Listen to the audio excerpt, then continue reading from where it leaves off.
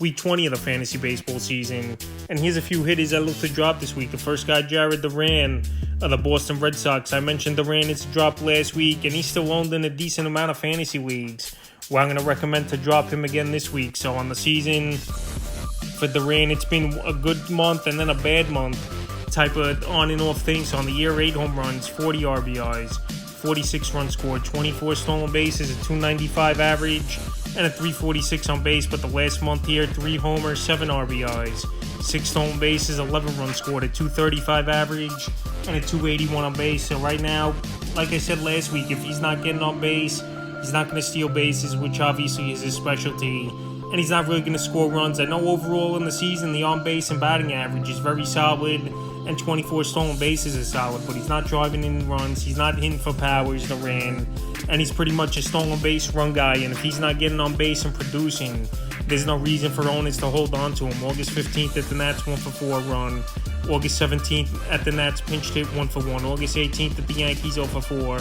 August 19th at the Yankees, 1 for 4 run.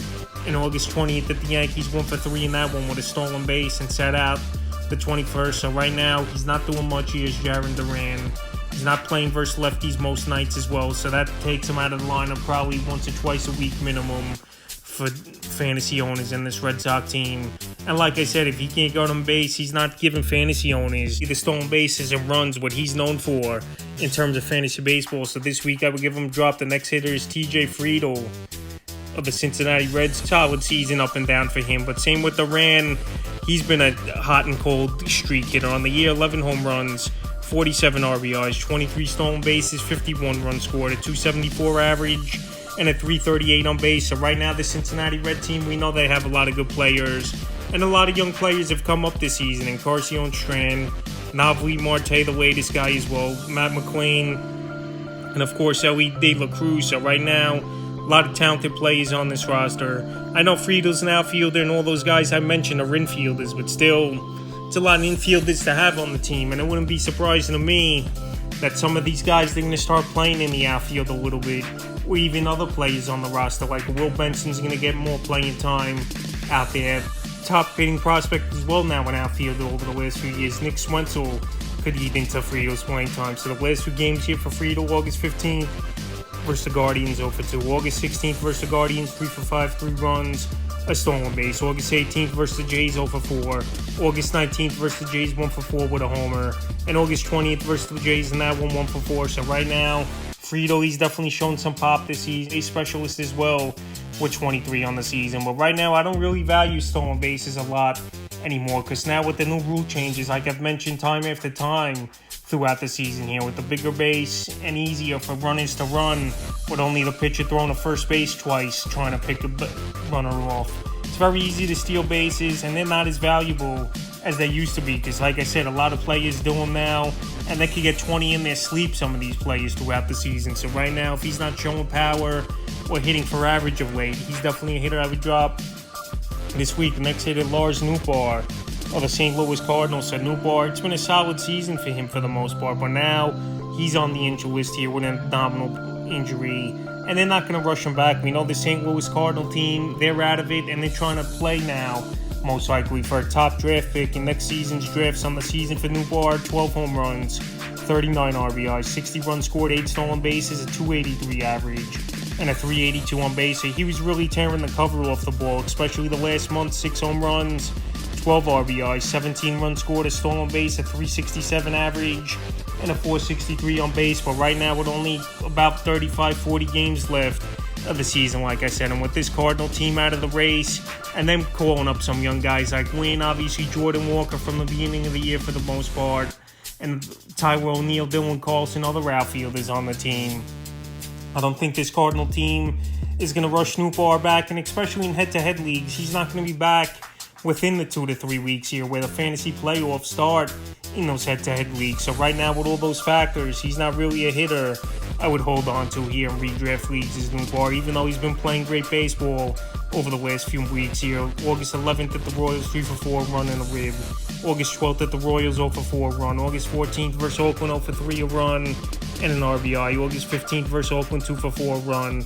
And then before the injury, August 16th, 1 for 3 with Oakland. So right now, Abdominal injury is very tough, obviously. It's a big core muscle wear, especially swinging the bat and throwing the baseball. You're going to need to use it or feel it, obviously, every time you go out there and do it. So right now, it's unfortunate he got hurt and possibly could be out to at least mid-September for the season. So right now, I would drop Nootbaar. The next hit is Wander Franco of the Tampa Bay Rays. So there's been rumors going around here, obviously, with the off-the-field issues in the investigation, that Franco, he might never play again in the major league. So right now, that's not a risk I'm willing to take. If I need the roster spot, I know some leagues have the NA spot and you could just keep Franco there.